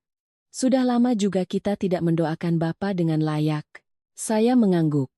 Di dalam hati saya saat itu masih ada sedikit harapan naif. Saya pikir, mungkin setelah hampir 3 tahun, ibu akan melihat kembali. Mungkin jika semua adik kakak duduk bersama, semuanya akan menjadi lebih ringan. Orang bilang, nasi yang mendidih jika apinya dikecilkan akan menjadi enak. Rumah yang sedang bermasalah jika ketegangannya dikurangi, masih ada jalan untuk diperbaiki. Minggu pagi, saya pergi ke pasar lebih awal. Pasar di Bandung musim ini ikannya segar, sayurannya hijau, para penjualnya ramah. Saya membeli seekor ikan gurame besar untuk dipepes, setengah kilo daging sapi untuk dibuat rendang, seekor ayam kampung untuk dibuat urap, dan sedikit rebung untuk dimasak gulai. Ibu Ratih suka bubur kacang hijau. Saya juga sudah merendam kacangnya sejak malam sebelumnya. Sampai di rumah, saya langsung memasak. Dapur terasa panas, aroma serai, jahe, dan bawang goreng berpadu. Mas Bagus membantu saya membersihkan foto Bapak Haryo dan mengganti bunga di vasnya. Ibu Ratih duduk di teras, mengenakan kebaya berwarna ungu muda.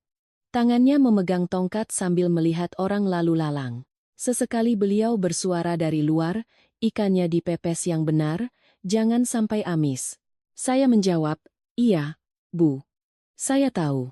Budewati yang mendengar rumah kami akan mengadakan selamatan, datang membawakan sepiring kue lapis. Ini sedikit dari rumah, untuk merayakan. Bu Ratih bisa jalan lagi itu rezeki besar loh. Ibu Ratih tersenyum.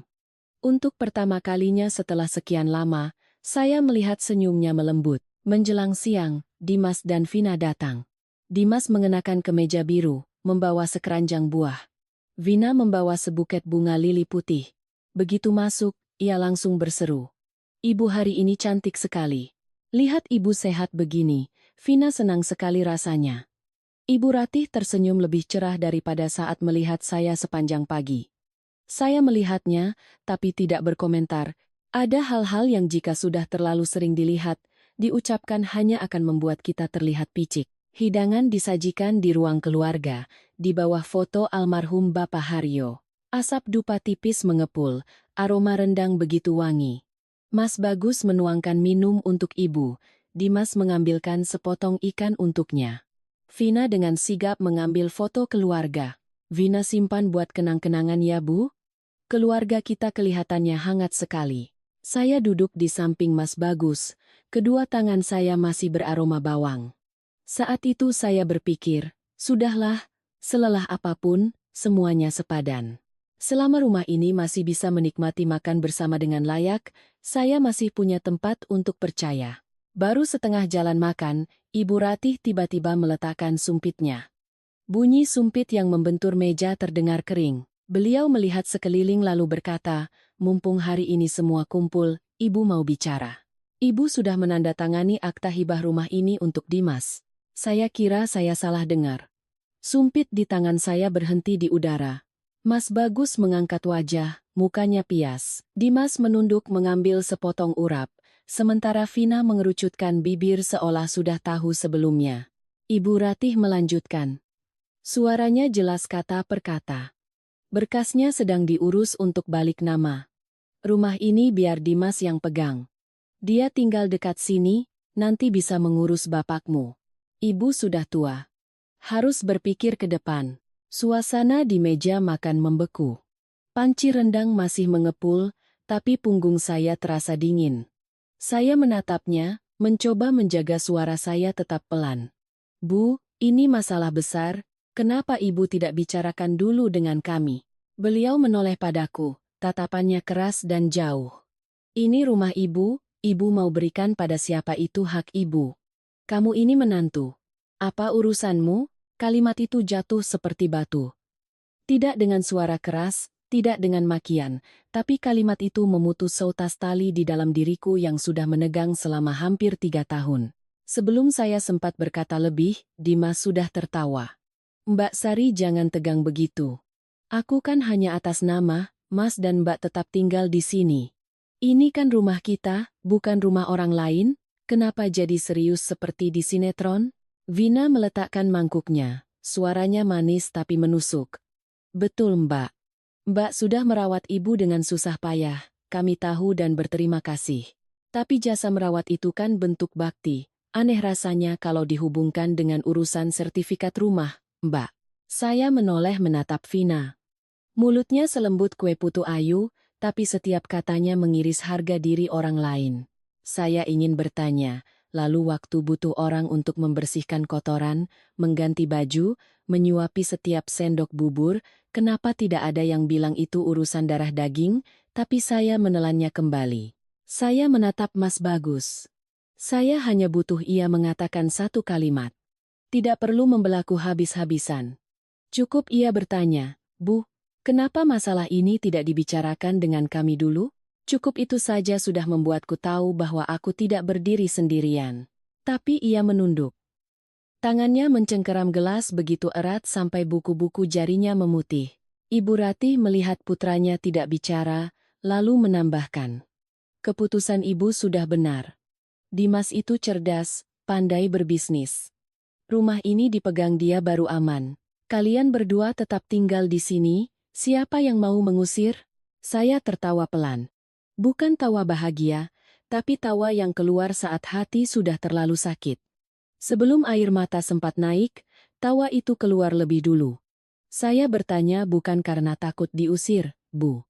Saya bertanya karena saya tinggal di rumah ini, merawat ibu di rumah ini, jadi saya merasa berhak untuk setidaknya diberitahu. Wajah Ibu Ratih memerah. Maksud bicaramu apa? Kamu menagih jasa? Mas Bagus buru-buru meletakkan gelasnya. Sudah, Dek. Nanti saja dibicarakan. Jangan sampai acara makan-makan ini jadi tidak enak. Saya menoleh tajam padanya. Acara makan jadi tidak enak? Ternyata setelah bertahun-tahun, hal yang paling ia takuti tetaplah suasana rumah yang tidak nyaman, bukan hati istrinya yang diinjak-injak di depan matanya.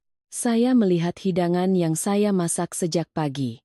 Pepes ikan masih tersisa setengah, urap ayam belum banyak yang menyentuh. Semangkuk bubur kacang hijau yang kusiapkan khusus untuk ibu masih hangat. Semuanya tiba-tiba terasa konyol.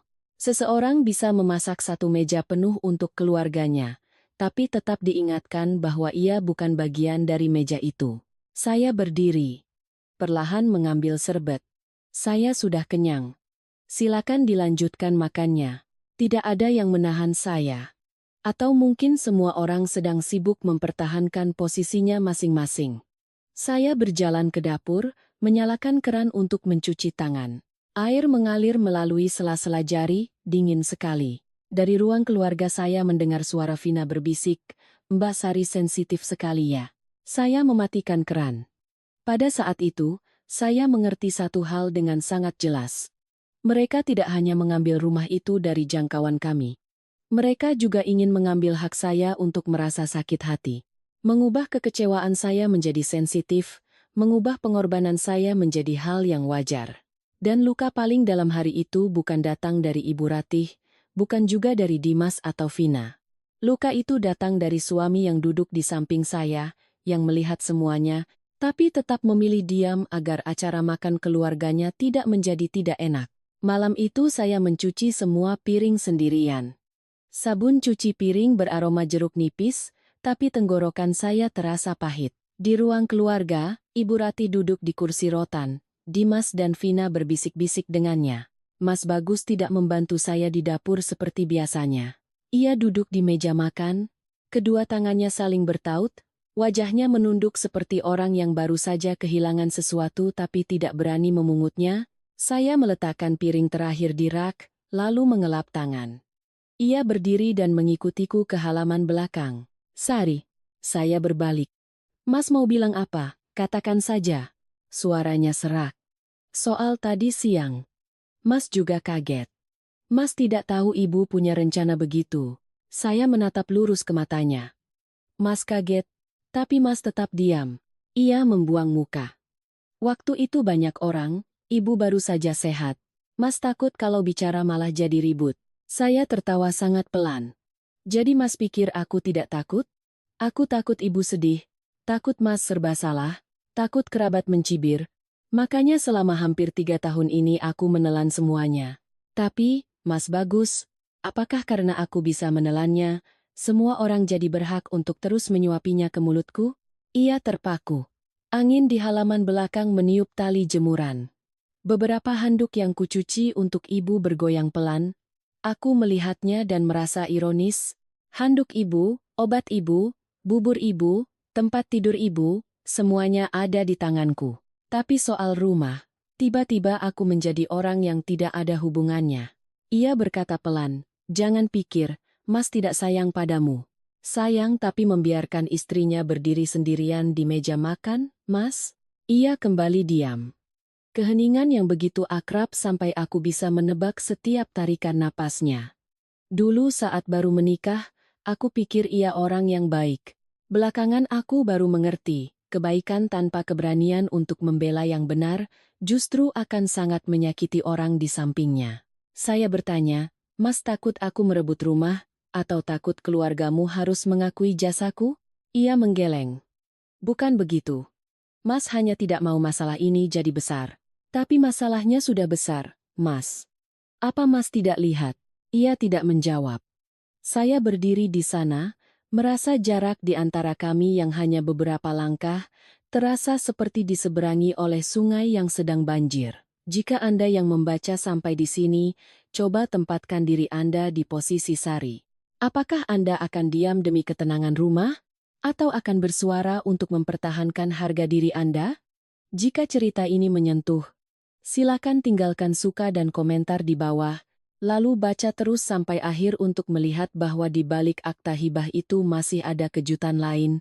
Apakah keheningan benar-benar bisa menyelamatkan rumah ini?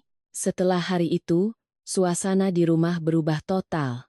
Ibu Ratih masih membiarkan saya memasak bubur, menyiapkan obat, dan mengantarnya kontrol. Tapi suaranya menjadi dingin.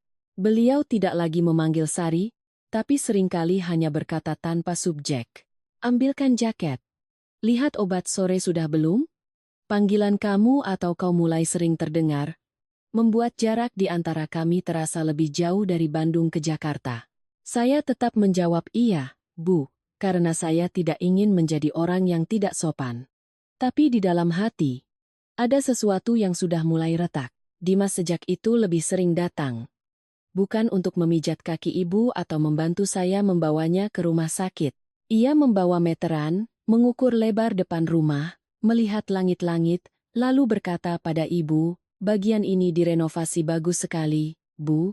Kita pasang papan nama baru, bagian depannya disewakan atau dibuat gudang kecil juga bisa. Tanah di pinggir jalan begini kalau dibiarkan sayang. Ibu Ratih mendengar putra bungsunya bicara dan mengangguk-angguk. Beliau bertanya, habis banyak tidak? Dimas tersenyum. Bisa diatur, Bu. Ibu percaya saja sama Dimas. Nanti kalau rumah kita bagus, Bapak di alam sana juga ikut senang. Saya yang sedang mencuci sayur di dapur, mendengar kalimat itu dan tangan saya berhenti. Bapak di alam sana senang atau tidak saya tidak tahu. Tapi jika beliau masih hidup, mungkin beliau akan bertanya kenapa urusan besar di rumah hanya dibicarakan dengan satu anak saja. Vina juga mengubah nada bicaranya pada saya. Di depan ibu, ia masih manis. Mbak Sari capek sekali ya, biar Vina bantu. Tapi bantuan Vina hanya sebatas membawakan segelas air dari meja ke kursi, lalu duduk mengobrol dengan ibu. Pernah sekali. Saat hanya ada kami berdua di dapur, Vina merendahkan suaranya. Mbak, Vina bicara jujur ya. Ibu kan sudah memutuskan, Mbak sebaiknya lebih legowo. Mas dan Mbak kan tetap tinggal di sini. Tidak ada yang mengusir. Asal Mbak tahu diri sedikit, rumah ini akan tetap damai. Saya meletakkan pisau di atas talenan, menoleh menatapnya. Tahu diri itu bagaimana, Vina? Vina tersenyum tipis. Ya. Jangan membuat ibu sedih. Jangan sampai kerabat berpikir Mbak merawat ibu karena ada maunya. Saya mengangguk perlahan. Oh, jadi waktu ibu terbaring, aku merawat itu tulus. Tapi waktu ibu sudah sehat dan aku bertanya satu kalimat, itu jadi ada maunya. Wajah Vina sempat menegang, tapi ia dengan cepat tersenyum lagi. Mbak sensitif sekali. Aku kan cuma kasih saran. Akhir-akhir ini semua orang suka bilang saya sensitif. Jika saya sakit hati, mereka bilang saya terlalu banyak berpikir. Jika saya bertanya, mereka bilang saya memperbesar masalah. Jika saya diam, mereka menggunakan keheningan itu sebagai bukti bahwa saya setuju.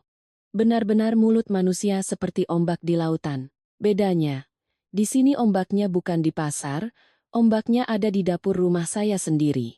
Malam harinya, saya membuka buku catatan bersampul coklat untuk memeriksa kembali jadwal obat ibu. Tangan saya berhenti pada halaman-halaman yang mencatat biaya dan pesan-pesan Dimas yang berjanji akan membantu. Saya belum berpikir akan menggunakannya untuk konfrontasi. Saya hanya merasa, jika saya tidak menyimpannya, suatu hari nanti semua yang pernah saya lakukan akan diceritakan kembali dengan versi orang lain. Di ruang keluarga, Dimas sedang berbicara dengan ibu tentang appraisal rumah, plafon pinjaman, dan renovasi bagian depan. Ia berbicara pelan, tapi tidak cukup pelan untuk tidak terdengar oleh saya. Mas Bagus duduk di sampingnya, wajahnya tegang. Saya menatapnya, menunggu ia bertanya satu kalimat untuk memperjelas, tapi ia hanya berdiri dan pergi mengambil air minum. Saya menunduk menatap buku catatan, menasihati diri sendiri. Mulai sekarang, jangan hanya mendengar dengan telinga. Harus melihat dengan mata, menyimpan dengan kertas, dan mengingat dengan tanggal. Karena acara makan siang hari itu bukanlah akhir dari kepahitan. Itu hanyalah pintu yang terbuka, yang menunjukkan padaku bahwa di balik rumah ini, masih banyak hal yang sedang diam-diam diperhitungkan. Sejak Ibu Ratih mengumumkan akan memberikan rumah pada Dimas, saya mulai hidup di rumah itu dengan perasaan yang sangat aneh. Masih dapur yang sama, halaman yang sama, foto almarhum ayah mertua yang sama. Tapi kemanapun saya melangkah, saya merasa seolah ada tirai tipis yang baru saja diturunkan. Semuanya berjalan seperti biasa, tapi biasa itu terasa begitu palsu sampai suara sendok beradu dengan piring pun terasa memekakkan telinga. Ibu Ratih masih membutuhkan saya untuk menyiapkan obatnya. Pagi hari masih bertanya, "Sari, obat darah tingginya mana?" Saya masih menjawab, "Sudah saya siapkan di kotak biru, Bu. Diminum setelah sarapan." Mulut saya masih memanggilnya ibu, tapi setiap kali beliau memanggil saya dengan kamu atau kau, hati saya terasa semakin dingin. Saya tidak membantah. Terkadang berdebat tidak akan membuat kita menang, hanya akan memberi orang lain alasan untuk menyebut kita kurang ajar. Dimas semakin rajin datang. Ia tidak lagi hanya berdiri di pintu bertanya kabar. Sekarang ia berjalan keliling rumah, kadang mengukur lebar depan, kadang menatap langit-langit, kadang menarik pintu rolling door naik turun. "Pintu ini sudah tua, Bu. Diganti biar rumah kelihatan terang. Rumah kita di pinggir jalan. Dibiarkan begini sayang sekali." Ibu Ratih duduk di kursi rotan, mengangguk-angguk. "Menurutmu bagaimana baiknya saja?" Saya mendengar kata diatur dan perut saya terasa mulas. Di rumah ini, orang yang menyiapkan setiap butir obat untuknya tidak diberitahu apa-apa. Sementara orang yang jarang datang, justru diberi hak untuk mengatur seluruh rumah. Suatu sore, Ibu Ratih mengeluh pusing. Hari itu cuaca gerah, awan hitam menggantung tapi belum hujan. Hawa panas terperangkap di dalam rumah seperti panci yang ditutup. Saya memapahnya ke tempat tidur, mengukur tekanan darahnya, angkanya sedikit tinggi. Saya berniat mengambil resep obat lama untuk memeriksa kembali dosis obat yang dianjurkan dokter jika tekanan darahnya naik. Lemari obat ibu ada di kamarnya, lemari kayu rendah dengan 2 laci. Sejak insiden hibah rumah, beliau tidak suka saya membukanya.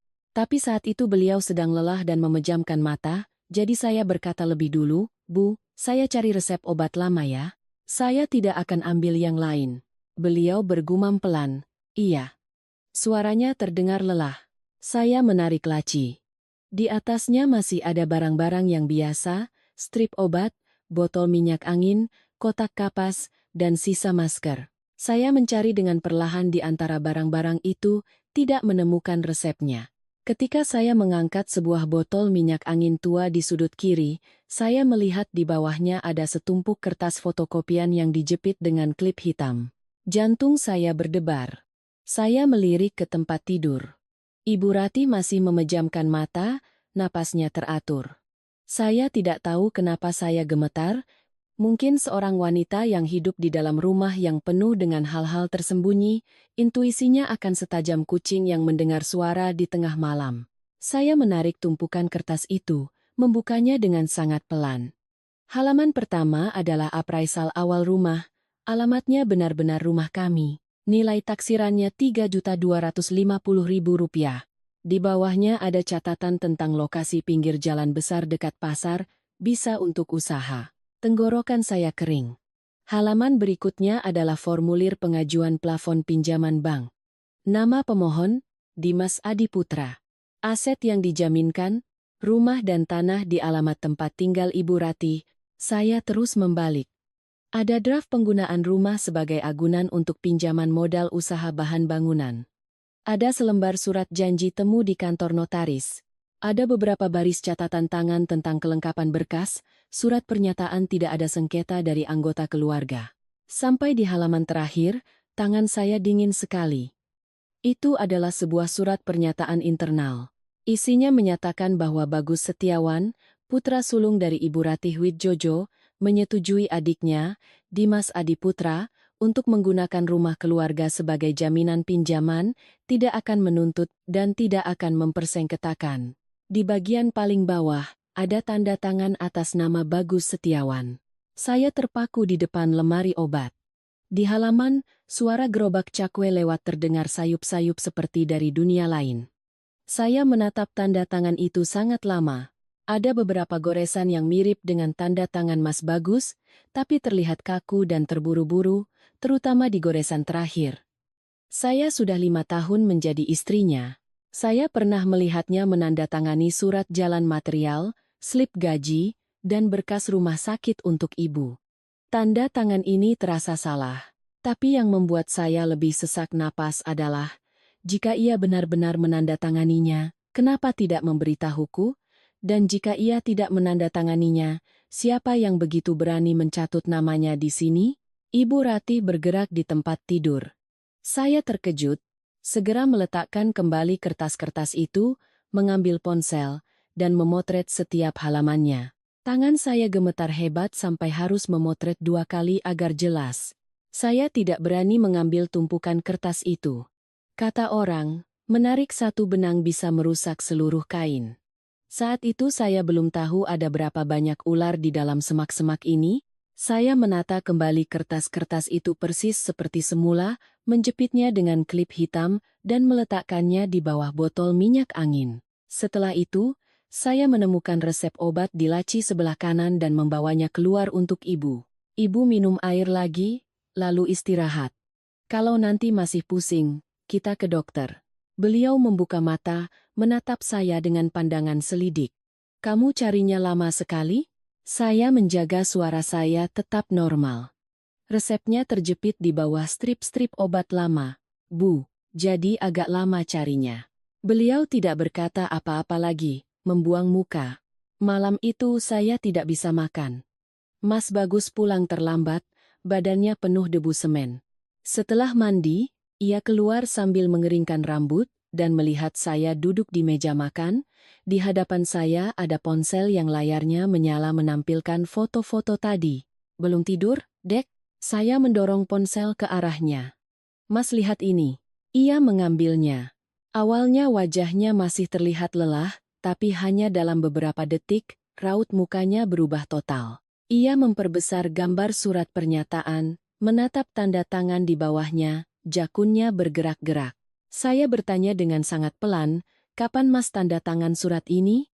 Ia mengangkat wajah menatapku, matanya benar-benar panik. Mas tidak pernah tanda tangan ini. Dapur menjadi sunyi senyap. Di luar, hujan mulai turun berderak di atap.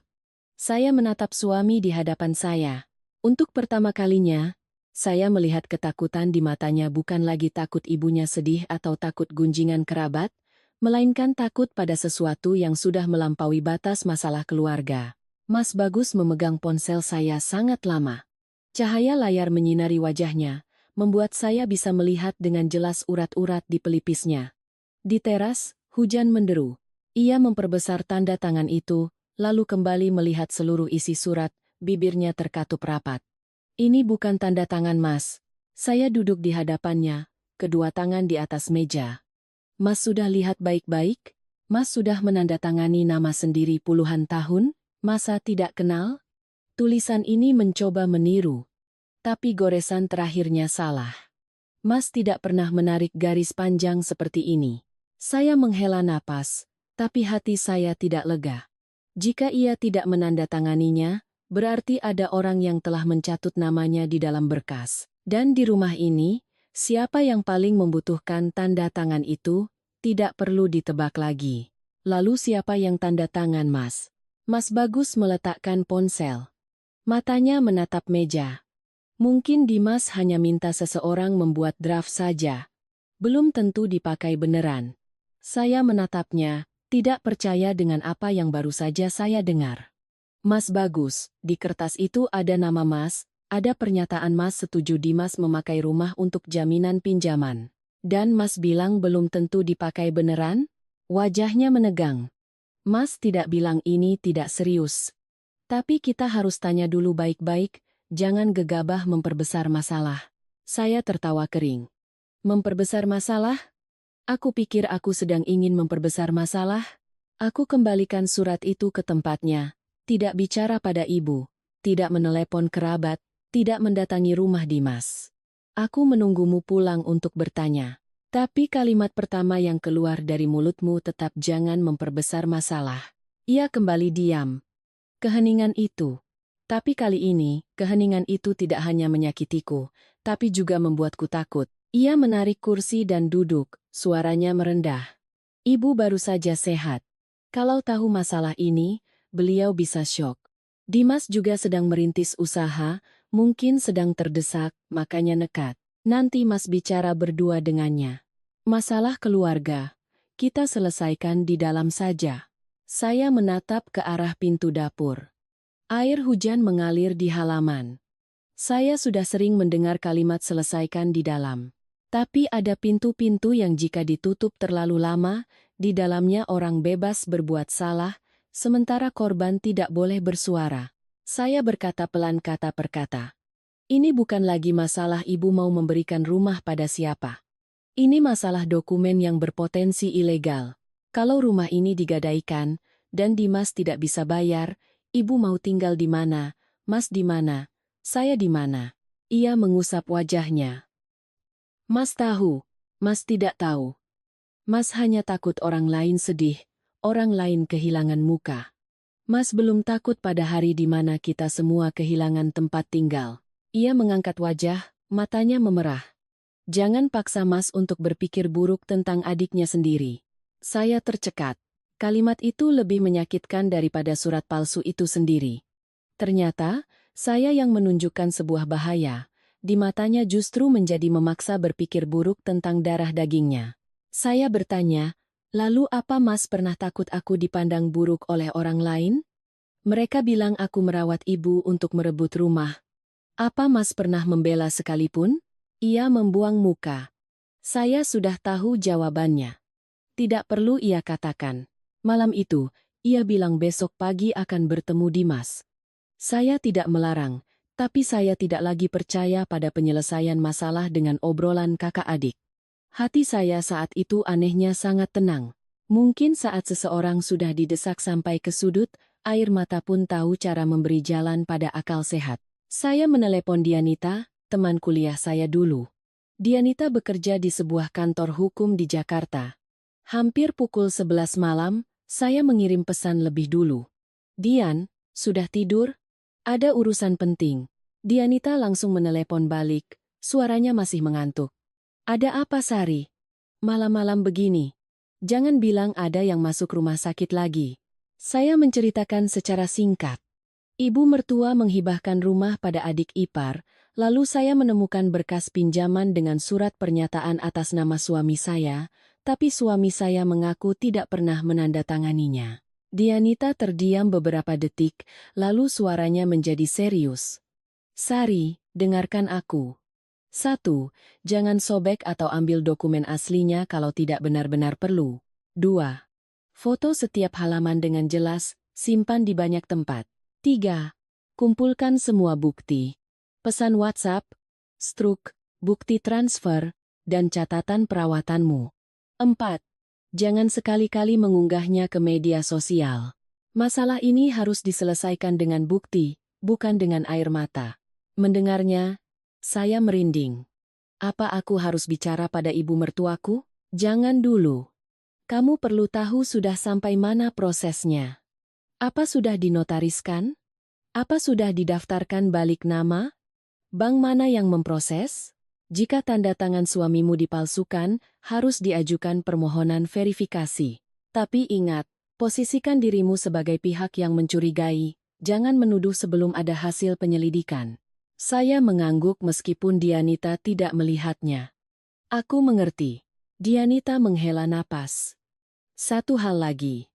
Kamu merawat beliau hampir 3 tahun, ada catatannya tidak? Saya melihat buku catatan bersampul coklat di rak. Ada. Aku catat obat, biaya rumah sakit, jadwal kontrol, bahkan janji-janji Dimas, simpan baik-baik. Suatu hari, buku itu yang akan menyelamatkan harga dirimu. Setelah telepon ditutup, saya duduk sendirian sangat lama. Mas Bagus sudah masuk kamar. Tapi saya tahu ia belum tidur. Mungkin ia juga sedang takut.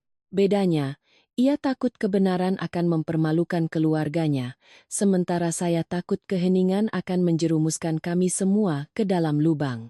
Saya mengambil buku catatan bersampul coklat itu.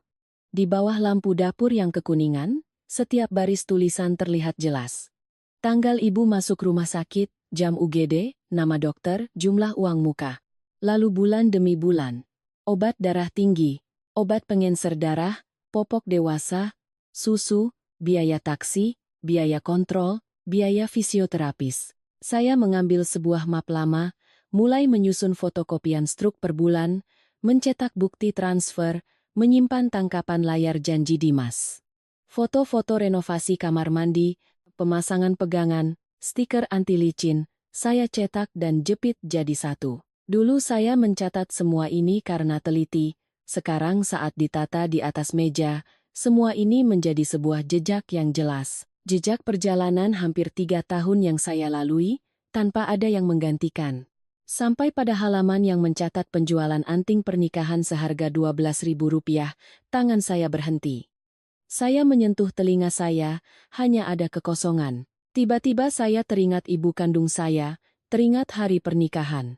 Ibu menyematkan anting itu sambil berkata, jadi menantu itu harus tahu kapan harus mengalah. Tapi mengalah pun harus tetap punya harga diri. Dulu saya tidak mengerti. Sekarang saat sudah mengerti, rasanya sudah terlalu sakit. Hampir tengah malam. Saya menyalakan sebatang dupa di depan foto almarhum Bapak Haryo. Asapnya mengepul tipis. Foto Bapak menatap dengan teduh. Saya berdoa dalam hati. Pak, saya tidak ingin berebut.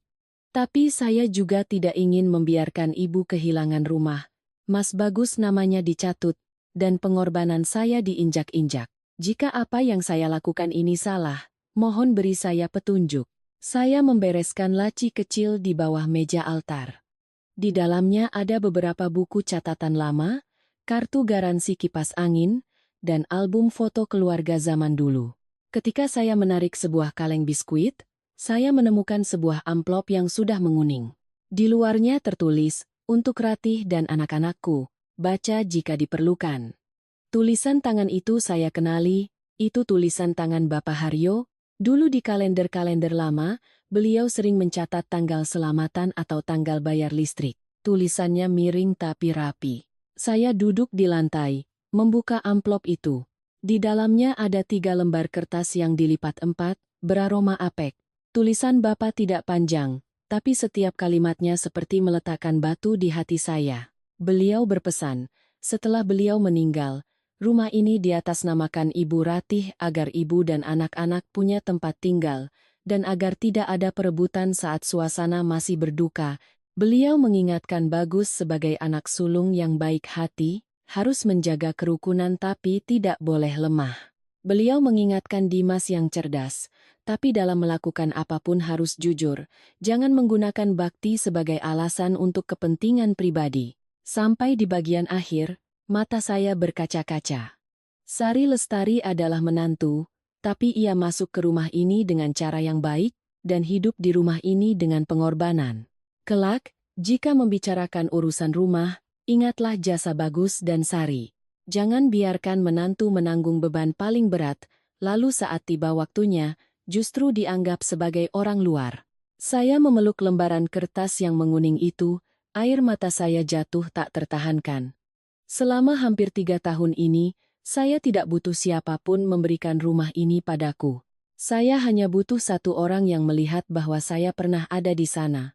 Pernah tidak tidur semalaman, pernah menopang punggung Ibu Ratih saat beliau tidak bisa duduk sendiri. Ternyata, orang yang melihat itu adalah orang yang sudah tiada. Keesokan paginya, saya membawa amplop itu ke rumah Pak Detono, adik kandung almarhum Bapak Haryo.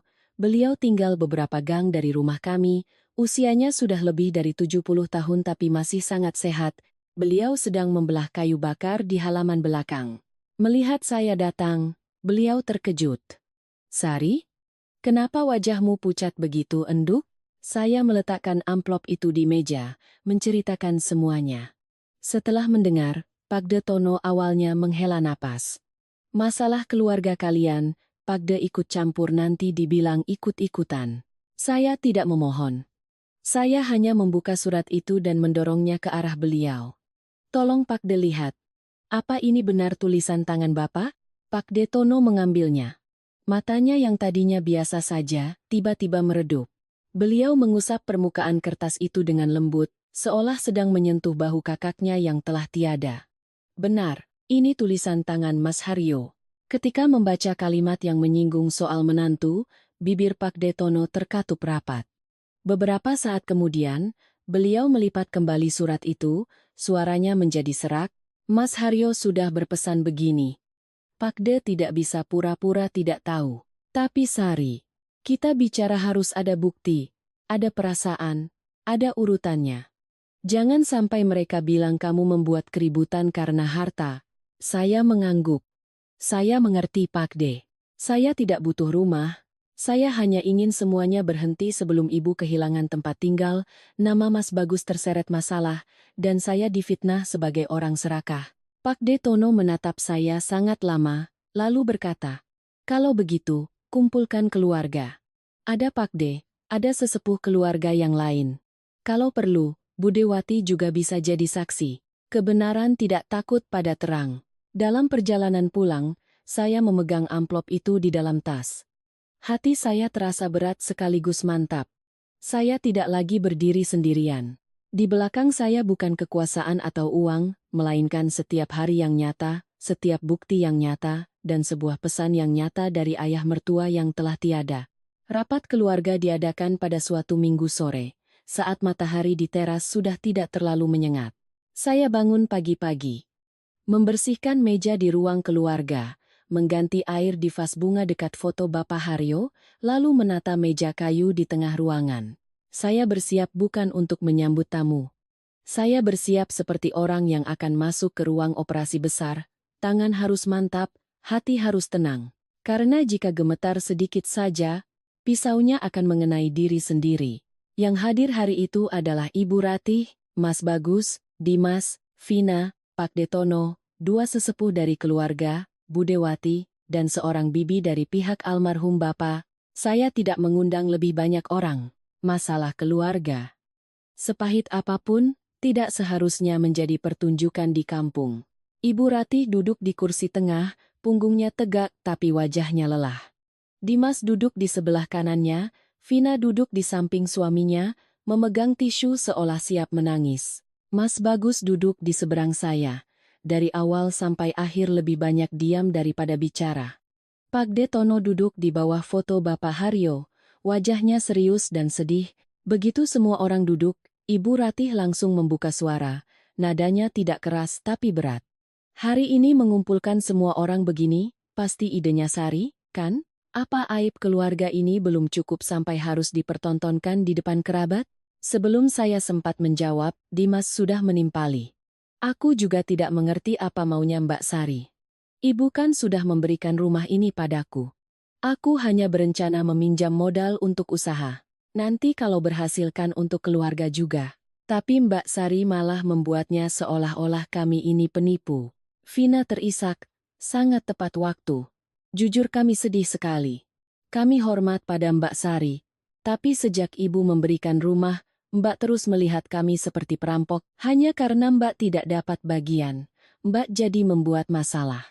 Vina kasihan sekali sama ibu. Saya duduk diam, membiarkan mereka bicara sampai selesai. Di rumah ini, sudah sejak lama siapa yang bicaranya lebih manis, dialah yang lebih dipercaya. Hari ini, saya tidak akan berebut untuk menjadi yang paling pandai bicara. Saya hanya perlu mengatakan yang benar. Pak De Tono mengetukkan ujung jarinya ke meja. Cukup bicaranya. Dikumpulkan di sini untuk memperjelas, bukan untuk saling menjatuhkan dengan mulut. Sari, kamu bicara. Saya menarik buku catatan bersampul coklat ke depan saya. Buku itu tepiannya sudah usang, punggungnya sedikit robek. Tapi begitu diletakkan di atas meja, seisi ruangan tiba-tiba hening. Mungkin karena semua orang tahu itu bukan buku biasa. Itu adalah hampir 3 tahun hidup saya. Saya membuka halaman pertama. Tanggal 12 Juli 2022, ibu jatuh di teras. Yang menandatangani surat persetujuan tindakan medis adalah saya. Saya meletakkan fotokopian surat dari rumah sakit dan kwitansi uang muka di atas meja. Tanggal-tanggal ini adalah jadwal kontrol dan sewa mobil untuk membawa ibu. Tanggal 19 September, ibu demam tinggi tengah malam, saya membawanya ke rumah sakit sendirian. Tanggal 7 November, renovasi kamar mandi, pasang pegangan dan anti licin. Tanggal 15 Januari tahun berikutnya, sewa fisioterapis. Saya tidak berbicara dengan cepat, tidak juga dengan suara parau. Saya membacanya seperti sedang mengembalikan ingatan pada seisi rumah ini. Setiap tanggal selesai dibacakan, saya meletakkan sebuah struk, sebuah bukti transfer, sebuah foto, sebuah surat kontrol. Suara kertas yang menyentuh meja terdengar kering dan perih. Budewati saat itu angkat bicara, suaranya tegas. Saya ini tetangga sebelahan. 3 tahun ini, Bu Ratih ke rumah sakit malam-malam, pagi-pagi, waktu hujan, yang antar itu si Sari, lebih sering daripada anaknya sendiri. Saya lihat dengan mata kepala saya sendiri.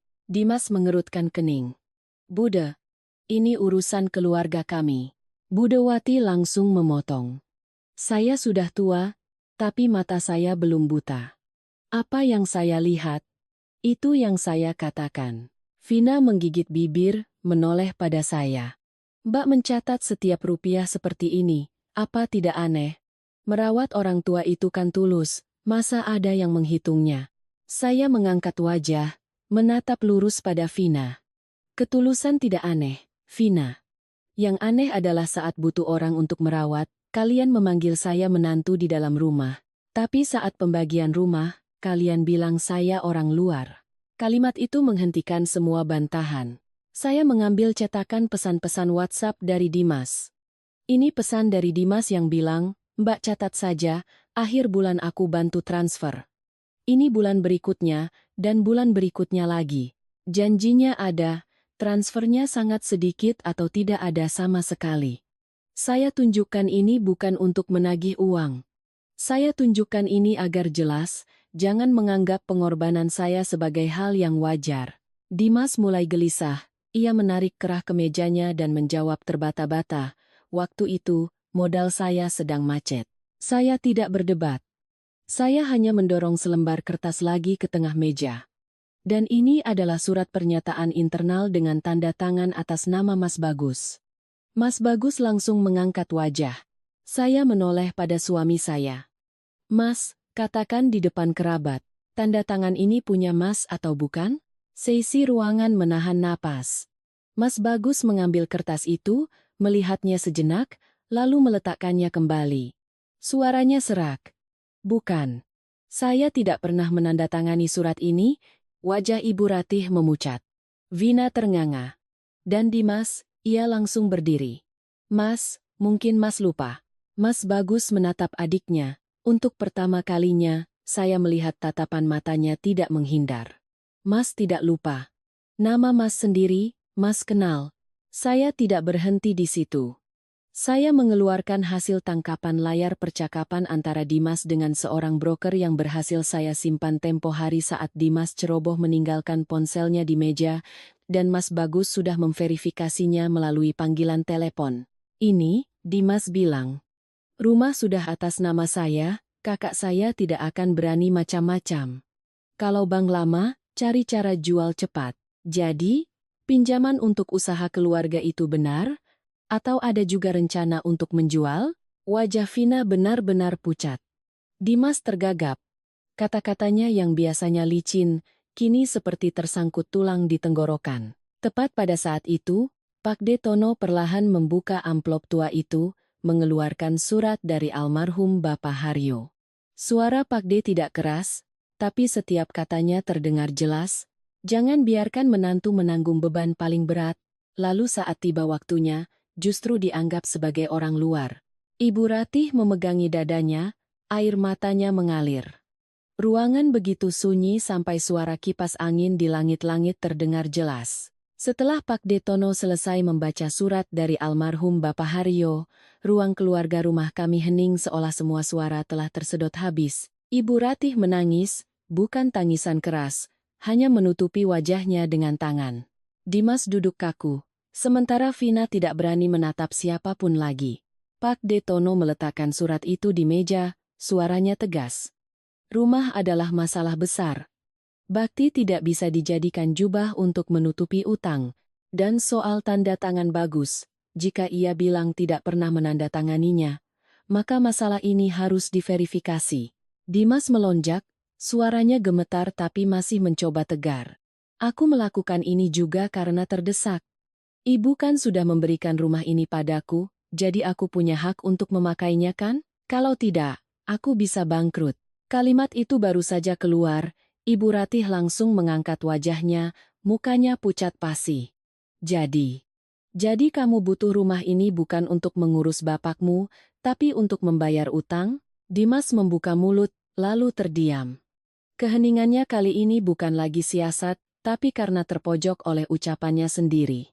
Setelah rapat keluarga itu, Pak Detono menemani saya dan Mas Bagus ke kantor kelurahan untuk menanyakan prosedur, lalu kami mengajukan permohonan penangguhan sementara atas semua berkas yang terkait dengan balik nama dan pengajuan pinjaman. Dianita membimbing saya menyusun dokumen, akta hibah, surat pernyataan yang dicurigai palsu, bukti-bukti pesan, struk, dan catatan medis. Semuanya diselesaikan bukan dengan air mata, tapi dengan tanggal yang jelas. Pihak bank juga menangguhkan proses pinjaman karena perlu verifikasi tanda tangan dan status berkas. Dimas akhirnya didatangi penagih utang ke tokonya. Rekanan bisnis bahan bangunannya menelepon terus-menerus. Masalahnya yang berspekulasi tanah dan gagal, menanggung utang hampir 1 miliar rupiah, akhirnya terbongkar. Tidak ada yang memukulnya, tidak ada yang mengutuknya. Tapi harga dari keserakahan adalah harus berdiri sendiri di tengah kekacauan yang diciptakannya. Vina juga tidak bisa lagi mempertahankan peran sebagai menantu bungsu yang berbakti. Pesan-pesan yang ia potong-potong, dan kalimat-kalimat yang menjelek-jelekan saya di grup WhatsApp keluarga, akhirnya tersebar. Bibi-bibi yang tadinya menyalahkan saya mulai diam. Ada yang mengirim pesan pribadi meminta maaf, ada yang hanya berkomentar, "Tante tidak tahu ceritanya, maaf kalau salah bicara, saya membacanya, lalu melewatinya." Ucapan yang sudah keluar seperti air yang tumpah, bisa dilap, tapi dinginnya masih terasa. Ibu Ratih mengakui di depan keluarga besar bahwa selama hampir 3 tahun, sayalah yang paling banyak merawatnya, paling banyak berkorban, dan paling banyak menanggung beban. Beliau memanggil saya, suaranya serak. "Ibu salah, Sari. Ibu termakan omongan orang. Ibu menganggap pengorbananmu sebagai hal yang wajar." Saya menatapnya. Wanita yang pernah membentak saya dengan tongkatnya di depan tamu, kini duduk di sana, terlihat begitu rapuh. Saya kasihan, tapi hati saya tidak lagi utuh untuk kembali seperti semula. Mas Bagus setelah itu berlutut di hadapan saya, seorang pria berusia hampir 40 tahun, kedua matanya merah. "Aku minta maaf. Aku kira dengan diam, rumah akan tenang. Aku tidak sadar keheninganku justru menyakitimu begitu dalam. Tolong jangan pergi, beri aku kesempatan untuk memperbaiki semuanya." Saya membantunya berdiri. "Aku pergi bukan karena rumah ini, Mas. Aku pergi karena saat aku paling lelah, Mas melihatnya. Saat aku direndahkan, Mas juga melihatnya. Tapi Mas memilih diam." Ia menangis. Saya juga menangis. Bukan menangis karena ingin bertahan, tapi karena ada tahun-tahun di mana kami pernah benar-benar saling mencintai dan berharap, tapi cinta yang terus-menerus menuntut satu pihak berkorban demi ketenangan, ketenangan itu hanyalah sebuah tutup panci di atas air yang mendidih. Saya pindah ke sebuah kamar kos kecil di dekat klinik tempat saya dulu bekerja. Hari-hari pertama, saya tidak bisa tidur nyenyak. Tidak ada lagi suara batuk Ibu Ratih di malam hari, tidak ada lagi suara kursi roda di lantai, juga tidak ada lagi perasaan harus menebak raut wajah setiap orang sebelum berbicara. Aneh sekali, kebebasan pada awalnya juga terasa sakit, tapi rasa sakit itu membuat saya bisa bernapas. Saya kembali bekerja sebagai perawat. Setelah beberapa bulan, saya membuka jasa perawatan pasien di rumah. Setiap keluarga yang saya tangani, saya selalu membuatkan buku catatan obat, biaya, jadwal jaga, dan tanggung jawab setiap anggota keluarga. Saya berkata terus terang pada mereka. Perawat bukan mesin, dan kasih sayang jika ingin langgeng harus didasari kejelasan. Suatu hari di awal tahun 2026, Ibu Ratih datang menemui saya dengan bantuan tongkat. Beliau lebih kurus, rambutnya lebih banyak beruban.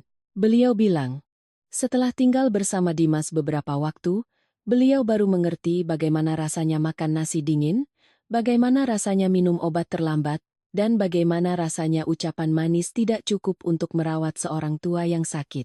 Beliau tidak meminta saya kembali. Beliau hanya berkata, "Ibu minta maaf. Nak, saya menuangkan segelas air hangat untuknya. Saya terima permintaan maaf ibu. Saya tetap menghormati ibu sebagai orang yang pernah menjadi ibu mertua saya. Tapi mulai sekarang, siapapun yang butuh saya rawat, semuanya harus jelas.